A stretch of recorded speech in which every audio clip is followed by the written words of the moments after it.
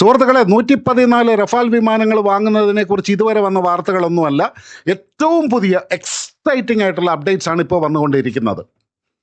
നിലവിൽ ഫ്രഞ്ച് വ്യോമസേന ഉപയോഗിക്കുന്ന അടിസ്ഥാന F4 പതിപ്പല്ല ഇന്ത്യ സ്വന്തമാക്കാൻ പോകുന്നത്. മറിച്ച് ഇന്ത്യക്കായിട്ട് പ്രത്യേകം തയ്യാറാക്കുന്ന F4+ എന്നൊരു അത്യാധുനിക കസ്റ്റം വേരിയൻ്റ് ആണ് ഇന്ത്യ വാങ്ങാനായിട്ട് ഉദ്ദേശിക്കുന്നത്. ഇത്തവണ വെറുമൊരു ആയുധ ഇടപാടല്ല ഇന്ത്യ ലക്ഷ്യമിടുന്നത്. റഫാൽ F4+ എന്ന അത്യാധുനിക പതിപ്പിലൂടെ ഇന്ത്യയുടെ സ്വന്തമായ ഒരു സോവറിൻ കോംബാറ്റ് ഇക്കോസിസ്റ്റം അഥവാ സ്വയം ഭരണാധികാരമുള്ള ഒരു യുദ്ധ ശൃംഖല സൃഷ്ടിക്കാനാണ് ഇന്ത്യ പദ്ധതിയിടുന്നത്. ഈ മെഗാഡീലിൻ്റെ ഏറ്റവും പുതിയ ഉള്ളറകളിലേക്ക് നമുക്കൊന്ന് യാത്ര ചെയ്യാം. എല്ലാവർക്കും നമസ്കാരം. ഞാൻ രഘുനാഥ് ചൈതന്യ ഡിഫൻസ് ആൻഡ് ജിയോ പൊളിറ്റിക്സിൻ്റെ ഏറ്റവും പുതിയ ഈ വീഡിയോയിലേക്ക് സ്വാഗതം. നിലവിൽ 36 റഫാൽ വിമാനങ്ങൾ ഇന്ത്യൻ വ്യോമസേനയുടെ അംബാല, ഹസിമാര ബേസുകളിലായിട്ട് സേവനമനുഷ്ഠിക്കുന്നുണ്ട്. ഇവയുടെ അറ്റകുറ്റപ്പണികൾക്കും ആയുധങ്ങൾ സൂക്ഷിക്കുന്നതിനുമുള്ള പ്രത്യേക അടിസ്ഥാന സൗകര്യങ്ങളും ഇതിനോടകം ഇന്ത്യയിലുണ്ട്. കൂടാതെ നാവികസേനയ്ക്കായിട്ട് 26 റഫാൽ M വിമാനങ്ങളും ഇന്ത്യ ഓർഡർ നൽകിയിട്ടുണ്ട്.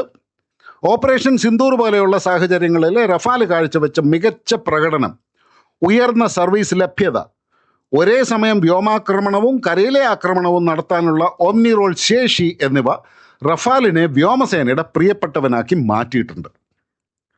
വെറുമൊരു സാങ്കേതിക അപ്ഗ്രേഡ് എന്നതിലുപരി ഇന്ത്യയുടെ സ്വന്തം ഡിജിറ്റൽ ആർക്കിടെക്ചറിൽ പ്രവർത്തിക്കുന്ന ഒരു സിസ്റ്റമായിട്ട് റഫാലിനെ മാറ്റുക എന്നതാണ് നമ്മുടെ ലക്ഷ്യം. ഇതിൻ്റെ ഏറ്റവും പ്രധാനപ്പെട്ട സവിശേഷത sovereign Indian secure data links അഥവാ ഇന്ത്യയുടെ പൂർണ്ണ നിയന്ത്രണത്തിലുള്ള സുരക്ഷിതമായ ഡേറ്റ ലിങ്കുകളാണ്. സാധാരണഗതിയിൽ പാശ്ചാത്യ വിമാനങ്ങൾ നേറ്റോ അധിഷ്ഠിത നെറ്റ്വർക്കുകളിലാണ് പ്രവർത്തിക്കുന്നത്. എന്നാൽ ഇന്ത്യൻ റഫാൽ F4+ വിമാനങ്ങൾ ഇന്ത്യൻ വ്യോമസേനയുടെ IACCS അതായത് integrated air command and control system എന്ന അതീവ രഹസ്യവും സുരക്ഷിതവുമായ നെറ്റ്വർക്കുമായിട്ടാണ് നേരിട്ട് ബന്ധിപ്പിക്കുക. ഇതിലൂടെ ഇന്ത്യയുടെ നേത്ര, ഫാൽക്കൺ എന്നീ എവാക്സ് വിമാനങ്ങളിൽ നിന്നും ഭൂമിയിലെ റഡാറുകളിൽ നിന്നും ലഭിക്കുന്ന ടാർഗറ്റ് വിവരങ്ങൾ നിമിഷ നേരം കൊണ്ട് റഫാൽ പൈലറ്റിൻ്റെ സ്ക്രീനിലെത്തും. ഈ സാങ്കേതികവിദ്യയ്ക്ക് പറയുന്ന പേരാണ് സെൻസർ ടു ഷൂട്ടർ ലൂപ്പ്. അതായത് ശത്രുവിനെ കണ്ടെത്തുന്ന നിമിഷം മുതൽ അവനെ ആക്രമിക്കുന്നത് വരെയുള്ള സമയം ഗണ്യമായിട്ട് കുറയ്ക്കാനായിട്ട് ഈ സംവിധാനത്തിലൂടെ സാധിക്കും. ചുരുക്കത്തിൽ ഇന്ത്യയുടെ സ്വന്തം മണ്ണിലെ നെറ്റ്വർക്കുകളുടെ ഉള്ളിൽ നിന്നുകൊണ്ട് വിദേശ ഇടപെടലുകൾ ഇല്ലാതെ പ്രവർത്തിക്കാനായിട്ട് ഈ വിമാനങ്ങൾക്ക് സാധിക്കും. മാത്രമല്ല, ഇന്ത്യയുടെ ഭൂമിശാസ്ത്രപരമായ പ്രത്യേകതകൾക്കനുസരിച്ചിട്ട്, അതായത് കൃത്യമായിട്ട് പറഞ്ഞാൽ ഇന്ത്യ സ്പെസിഫിക് എൻഹാൻസ്മെൻറ്റ്സോട് കൂടി നിർമ്മിക്കപ്പെട്ട ഒരു വിമാനമാണ് ഇത്. പ്രത്യേകിച്ചും ലഡാക്കിലെ ലേ പോലെയുള്ള അതിശൈത്യമുള്ള ഉയർന്ന പ്രദേശങ്ങളിൽ അതിവേഗം വിന്യസിക്കാനായിട്ട് ഇതിന് സാധിക്കും. സമുദ്രനിരപ്പിൽ നിന്നും 3256 മീറ്റർ ഉയരത്തിൽ -30 ഡിഗ്രി സെൽഷ്യസിൽ പോലും ചുരുങ്ങിയ മിനിറ്റുകൾക്കകം എൻജിൻ സ്റ്റാർട്ട് ചെയ്ത് യുദ്ധസജ്ജമാകാനായിട്ട് റഫാലിനെ സഹായിക്കുന്ന കോൾഡ് എൻജിൻ സ്റ്റാർട്ട് സംവിധാനം ഇന്ത്യൻ വേരിയൻറ്റുകളുടെ ഏറ്റവും വലിയ കരുത്താണ്. അതിർത്തിയിൽ ചൈനീസ് ഭീഷണി ഉണ്ടായാൽ നിമിഷ നേരം കൊണ്ട് പറന്നുയർന്ന് തിരിച്ചടിക്കാനായിട്ട് ഈ കഴിവ് കൊണ്ട് നമുക്ക് സാധിക്കും.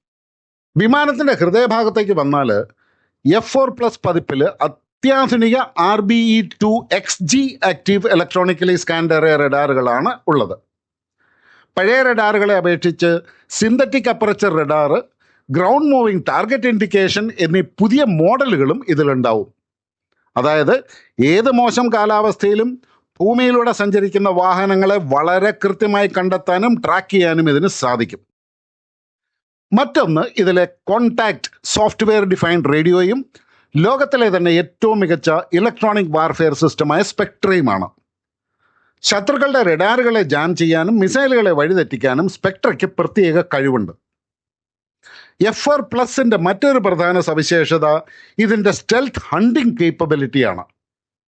ചൈനയുടെ J-20 പോലെയുള്ള 5ാം തലമുറ സ്റ്റെൽത്ത് വിമാനങ്ങളെ നേരിടാനായിട്ട് റഫാലിന് മികച്ച കഴിവുണ്ട്.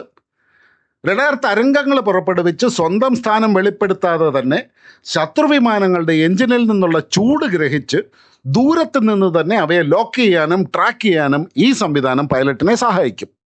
എന്നാൽ കാര്യങ്ങൾ അത്രയേറെ എളുപ്പവുമല്ല.